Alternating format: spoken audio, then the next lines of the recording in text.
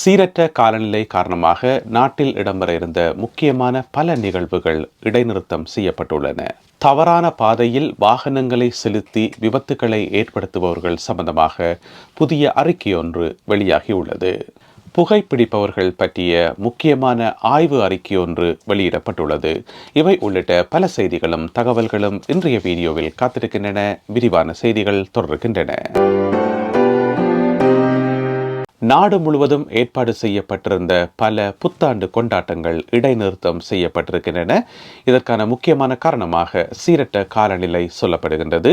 இன்று டிசம்பர் மாதம் 30ஆம் தேதியிலிருந்து ஜனவரி மாதம் 2ஆம் தேதி வரை சீரற்ற காலநிலை நிலவும் என ஏற்கனவே மெட் ஆஃபீஸ் எனப்படுகின்ற காலநிலை அவதானிப்பு நிலையம் அறிவித்திருந்தது. நேற்றைய காணொளியில் இது சம்பந்தமான முழுமையான விவரங்களை வழங்கியிருந்தோம்.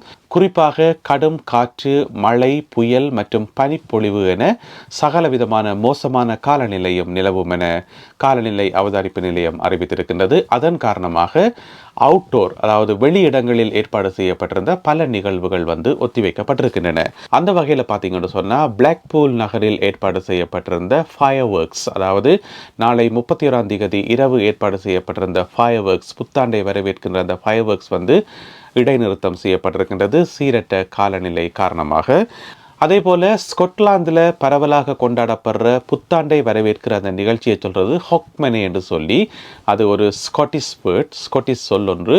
ஸ்கொட்லாந்திலிருந்து இந்த வீடியோவை பார்க்குறாங்களுக்கு அது விளங்கும் நினைக்கிறேன். ஹொக்மெனே என்றது ஒரு ஸ்கொட்லாந்தில் மிகவும் பிரபலமான புத்தாண்டை வரவேற்கின்ற ஒரு நிகழ்வு. அது கூட இந்த முறை ஒத்திவைக்கப்பட்டிருக்கின்றது, இடைநிறுத்தம் செய்யப்பட்டிருக்கின்றது.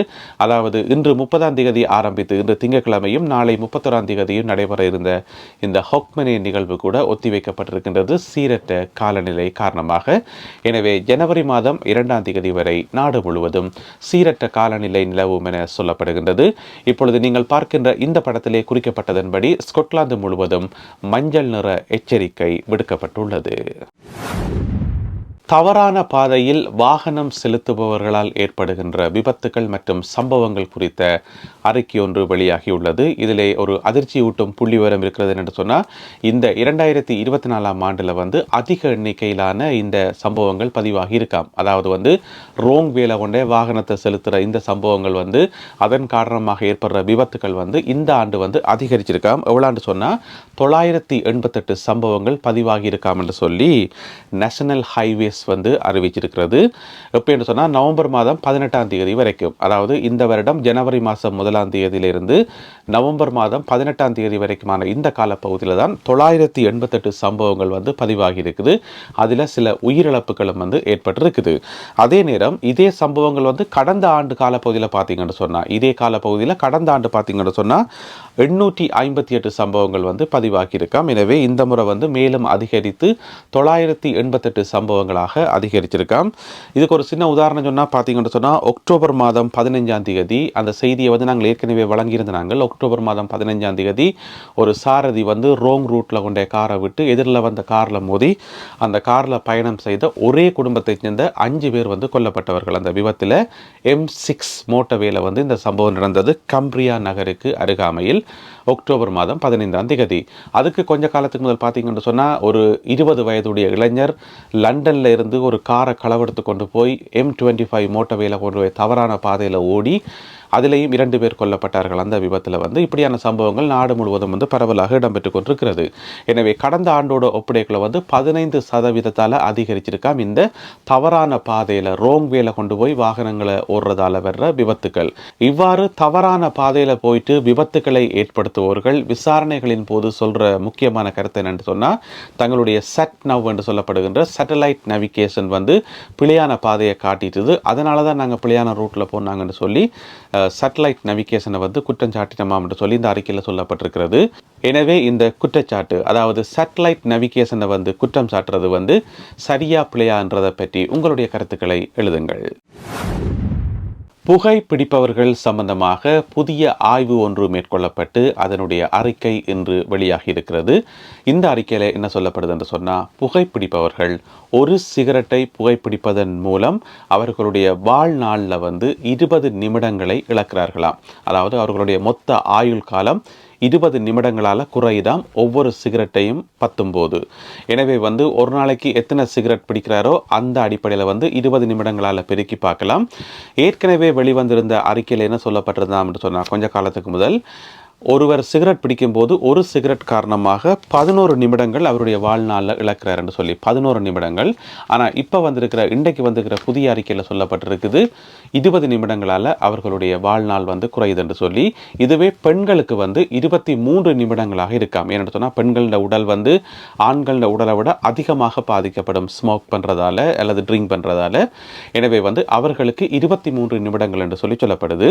இதில் ஒரு தரவுண்டு சொல்லப்படுது அப்படி என்று சொன்னால், இப்போ ஒருத்தர் வந்து ஸ்மோக் பண்ணுறதை வந்து விடுறாருன்னு வைப்போமே.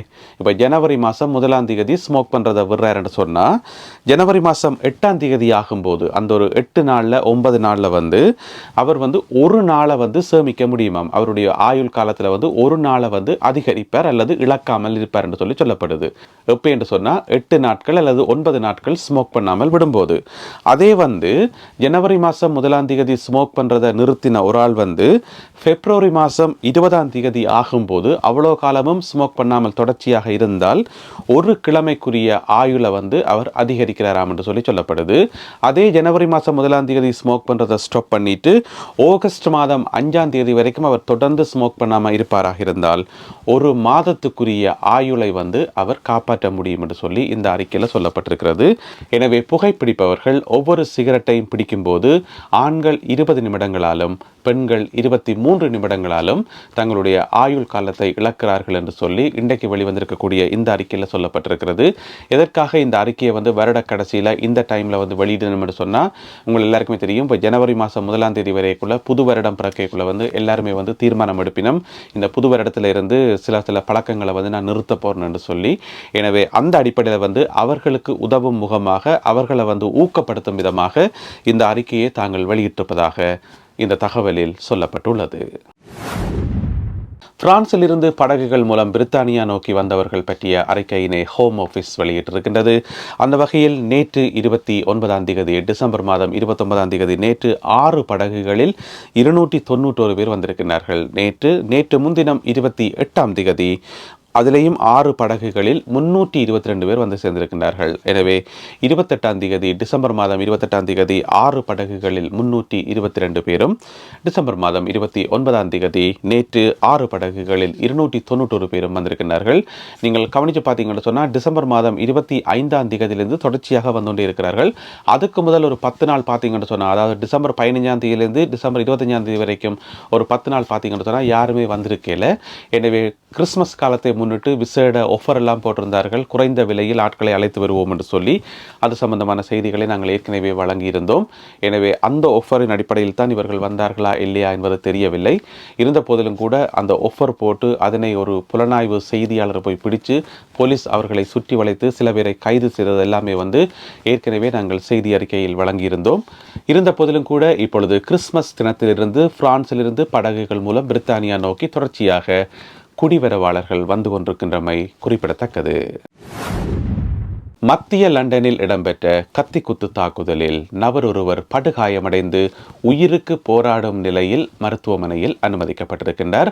கத்திக்குத்து சம்பவத்தில் பாதிக்கப்பட்ட நபருக்கு 36 வயது. இந்த கத்திக்குத்து தாக்குதலில் ஈடுபட்டவர்கள் 2 பெண்கள் என தெரிய வந்திருக்கின்றது. அவர்களுடைய வயது ஒருவருக்கு வந்து 34 வயது, மற்ற பெண்ணுக்கு வந்து 39 வயது. இந்த சம்பவம் எப்போ நடந்திருக்குன்னு பார்த்தீங்கன்னு சொன்னால் டிசம்பர் மாதம் 30ஆம் தேதி இன்று திங்கட்கிழமை விடிகாலை 3:30 அளவில் மத்திய லண்டனில் இருக்கின்ற உலக புகழ் பெற்ற ஆக்ஸ்போர்ட் ஸ்ட்ரீட்டில் நடந்திருக்குது. அதாவது பண்டிகை காலங்களில் மட்டுமல்லாமல் எப்பொழுதுமே வந்து பரபரப்பாக இருக்கக்கூடிய முக்கியமான தெருக்களில் ஒன்று ஆக்ஸ்போர்ட் ஸ்ட்ரீட். அதில் வைத்து இடம்பெற்றிருக்கிறது இந்த கத்திக்குத்து தாக்குதல். அதிகாலை 3:30 அளவில் இந்த சம்பவம் இடம்பெற்றதை அடுத்து உடனடியாக போலீசாரும் முதலுதவி படையினரும் விரைந்து வந்து பாதிக்கப்பட்ட நபருக்கு சிகிச்சை வழங்கி உடனடியாக மருத்துவமனையிலே சேர்ப்பித்திருக்கின்றார்கள். இருந்த போதிலும் கூட இந்த செய்தி ஒளிப்பதிவு செய்யப்படும் வரை அந்த குறிப்பிட்ட நபர் இன்னும் ஆபத்தான கட்டத்தை தாண்டவில்லை என தகவல்கள் வெளியாகியுள்ளன. அதே நேரம் அந்த தாக்குதலில் ஈடுபட்ட 2 பெண்களும் உடனடியாக அங்கிருந்து தப்பித்து ஒரு கார்ல ஏறி வேறு திசை நோக்கி சென்றிருக்கின்றார்கள். அவர்கள் காலை 5:30 அளவில், அதாவது சம்பவம் நடைபெற்று 2 மணி நேரங்கள் கழித்து போலீசாரினால் கைது செய்யப்பட்டிருக்கிறார்கள். போலீசாரால் கைது செய்யப்படக்குள்ள அந்த 39 வயதுடைய பெண்மணி ஆபத்தான போதை நிலையில் இருந்ததாக சொல்லப்படுகின்றது. அதாவது கிளாஸ் பி என்று சொல்லப்படக்கூடிய ஒரு போதைப் பொருளை அவ கன்சியூம் பண்ணியிருந்ததாக, உட்கொண்டிருந்ததாக போலீஸ் விசாரணைகளின் போது தெரிய வந்திருக்கிறது. எனவே கொலை குற்றச்சாட்டு 1, அடுத்தது போதைப் பொருளை பாவித்துவிட்டு வாகனம் ஓடிய 2வது குற்றச்சாட்டு என இவர்கள் மீது குற்றச்சாட்டுகள் சுமத்தப்பட்டு இவர்கள் கைது செய்யப்பட்டிருக்கின்றார்கள். இந்த சந்தர்ப்பத்தில் உங்களிடம் ஒரு கேள்வி, கத்திக்குத்து சம்பந்தமான செய்திகளை தவிர்க்கலாமே, ஏன் அது ஒவ்வொரு நாளும் செய்திகளில் வருது என்று சொல்லி நீங்கள் கேட்குறீங்கள். ஆனால் ஒவ்வொரு நாளுமே கத்திக்குத்து நடந்து தான் இருக்குது. எனவே இன்று கூட ஏனைய பகுதிகளிலையும் ஒரு சில கத்திக்குத்து சம்பவங்கள் பதிவாகி இருக்குது கடந்த 24 மணி நேரத்தில். ஆனால் இந்த ஒரு சம்பவத்தை மட்டும்தான் நான் உங்களுக்கு சொல்லியிருக்கிறேன். எனவே நீங்கள் சொல்லுங்கள், கத்திக்குத்து சம்பந்தமான செய்திகளை தவிர்க்கிறதா அல்லது தொடர்ந்து செய்திகளில் அதை சேர்த்துக்கொள்றதா இல்லையா என்பதை பற்றி. ஏனென்று சொன்னால் கத்திக்குத்து சம்பந்தமான செய்திகளை கேட்க சங்கடமாக இருக்குன்னு சொல்கிறீங்கள். ஆனால் நாட்டில் நடக்கிற முக்கியமான சம்பவங்களை சொல்லாமலும் இருக்க முடியாது. எனவே கத்திக்குத்து சம்பந்தமான செய்திகளை சொல்றதா வேண்டாமா என்றதை பற்றி உங்களுடைய கருத்துக்களை மறக்காமல் கீழே எழுதுங்கள். நல்ல அன்பான உறவுகளே, இத்துடன் இன்றைய செய்திகளும் தகவல்களும் நிறைவு பெறுகின்றன.